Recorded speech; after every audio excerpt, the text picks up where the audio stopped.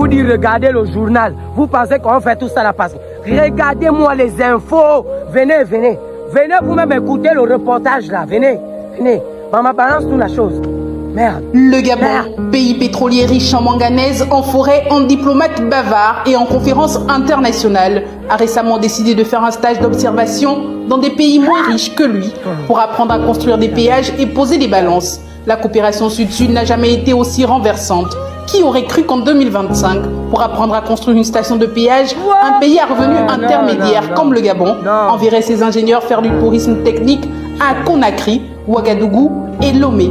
C'est pourtant l'exploit que vient de réaliser le ministère des Travaux publics en dépêchant une délégation conduite par un conseiller financier. Parce qu'évidemment, il fallait un financier pour regarder les routes. Le Gabon va chercher un terrain plus pauvre, ce qu'il n'a jamais su faire chez lui.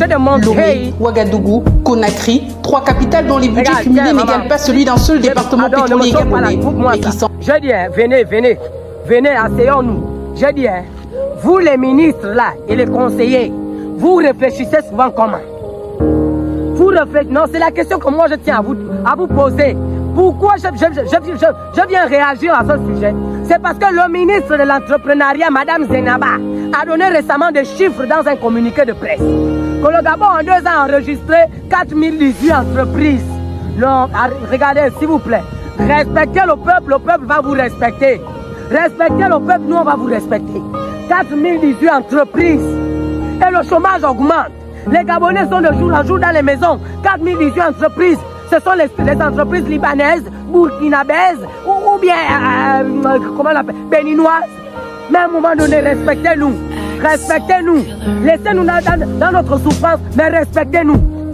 C'est impossible. Ministre de l'entrepreneuriat, tu viens nous donner des chiffres. Mais vous-même, quand vous donnez vos chiffres, ce n'est pas parce qu'il faut forcément que tu déposes, comment on appelle, que tu déposes un bilan, que tu vas venir nous sortir des chiffres en planche. À un moment donné, les entreprises, elles sont où? Voici qu'un grand pays, un grand État comme l'État gabonais, 100 fois plus riche que la Guinée-Conakry, 200 fois plus riche, on part en Guinée-Conakry en mission d'apprentissage. C'est-à-dire que le ministère des Travaux publics part en Guinée-Conakry avec la délégation pour une mission d'apprentissage. Comment on construit les stations péages. Comme dans les frontières, regardez la frontière Gabon-Guinée.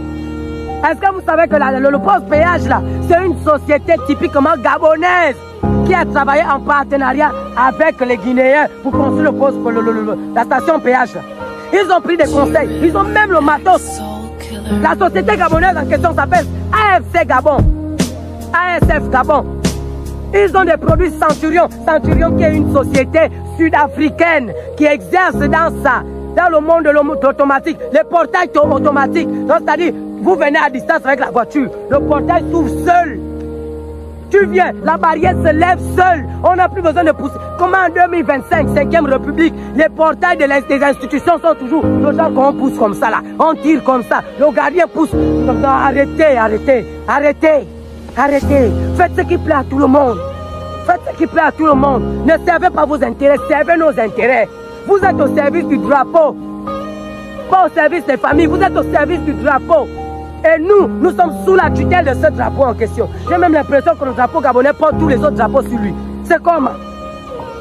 Comment vous voulez tout faire soit pour nous gâter, nous? Oh non, non. Est-ce qu'on peut vivre en harmonie? Ça, c'est la question que je me pose parfois.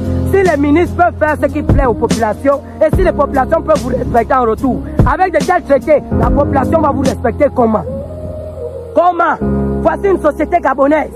85% des nationaux, 15% des étrangers dans cette société, ils respectent les normes de la charge gabonaise. Mais qu'est-ce qui se passe? Vous-même, vous avez des influenceurs. Renseignez-vous. Faites des marchés sur les réseaux pour savoir s'il n'y a pas une société gabonaise à la hauteur de la construction de ces stations péage. Renseignez-vous. Vous partez là-bas prendre les sociétés, je ne sais pas où. Après, quand les Guinéens là vont arriver ici à 200, pour qu'ils retournent à 200, ce serait un problème. Ils viennent à 200 pour le travail, ils vont retourner chez eux à 50. C'est quoi? Il y a des sociétés gabonaises qui peuvent exercer dans ça. Regardez comme une petite fille vous insulte intellectuellement. Regardez. Tu sens que même elle, voilà, regarde, je suis fier de dire qu'elle est journaliste. Voici une qui sait de quoi tenir, qui a respecté les critères de son diplôme de journalisme. Voyez-vous, elle exprime son mécontentement. C'est trop.